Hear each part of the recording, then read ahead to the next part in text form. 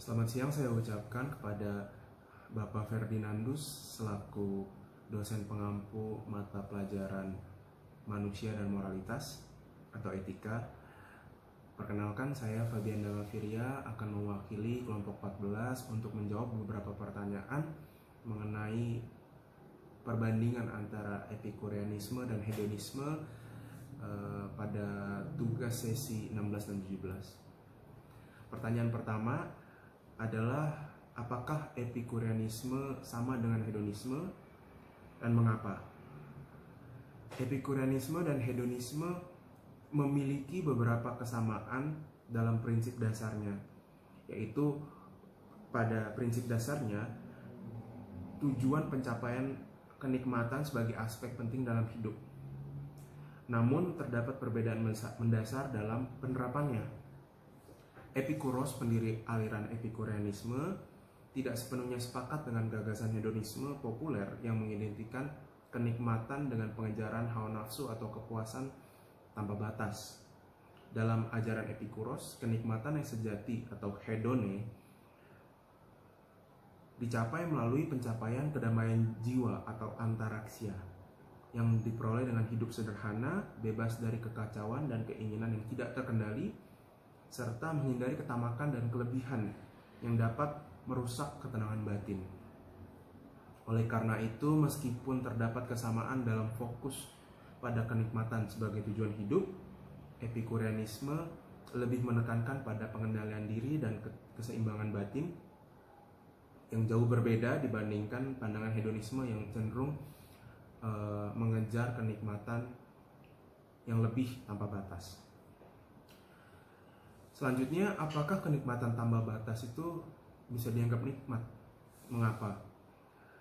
Jika jawabannya didasarkan pada pandangan epikureanisme, kenikmatan tanpa batas justru tidak dapat membawa kebahagiaan, melainkan dapat menambah kesakitan atau kebingungan. Epikuros mengajarkan bahwa pencapaian kenikmatan yang optimal tidak terletak pada pemuasan nafsu tanpa terkendali, melainkan pada pencarian keseimbangan dalam hidup yang mengarah pada antaraksia, yaitu kondisi jiwa tenang dan bebas dari kekacauan. Kenikmatan yang berlebihan justru dapat menambah ketidakpuasan dan menumbuhkan kecemasan yang justru bertentangan dengan pencapaian kebahagiaan sejati. Maka Epikuros pada dasarnya menekankan kenikmatan yang sejati tercapai melalui kontrol dan kesederhanaan, bukan dengan mengejar kenikmatan tanpa batas yang pada akhirnya berpotensi membawa penderitaan batin atau ketidakseimbangan batin. Selanjutnya, rasa takut akan mati tentu tidak nikmat. Apakah cara Epikuros untuk mengatasi ketakutan itu dengan merenungkan keabadian jiwa? Jelaskanlah. Epikuros tidak mengajarkan untuk merenungkan keabadian jiwa sebagai cara mengatasi ketakutan akan kematian.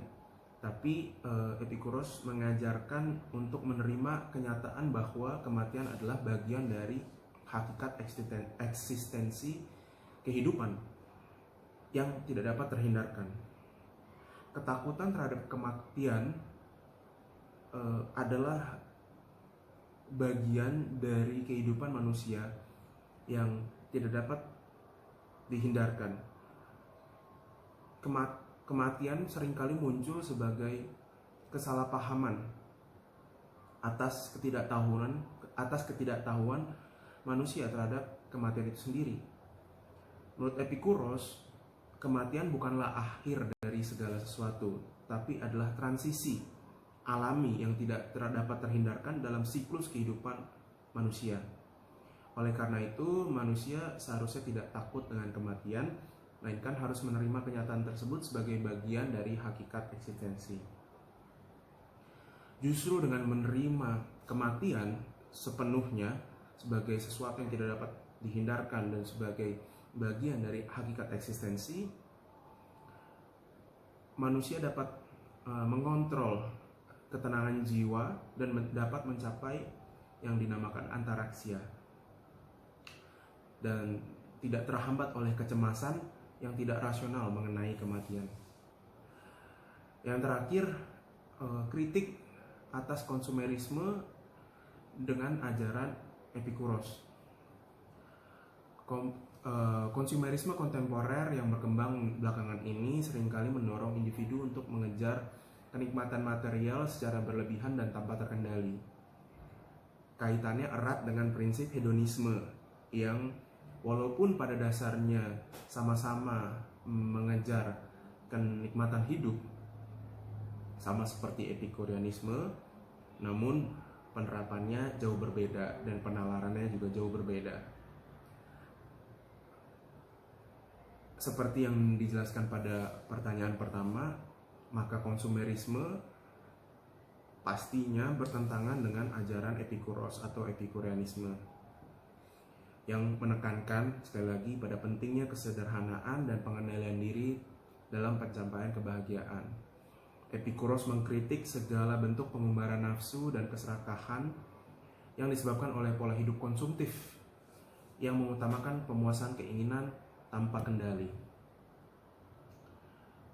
Oleh karenanya, konsumerisme yang mendorong masyarakat untuk selalu menginginkan yang lebih dan tidak pernah merasa puas bertentangan dengan prinsip dasar ajaran Epikuros yang utamanya mengutamakan ketenangan jiwa dan kebebasan dari kecemasan yang disebabkan oleh keinginan yang tidak terkendali.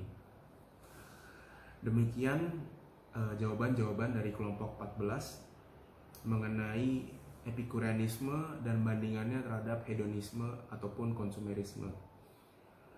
Terima kasih atas perhatiannya. Mohon maaf apabila salah-salah kata.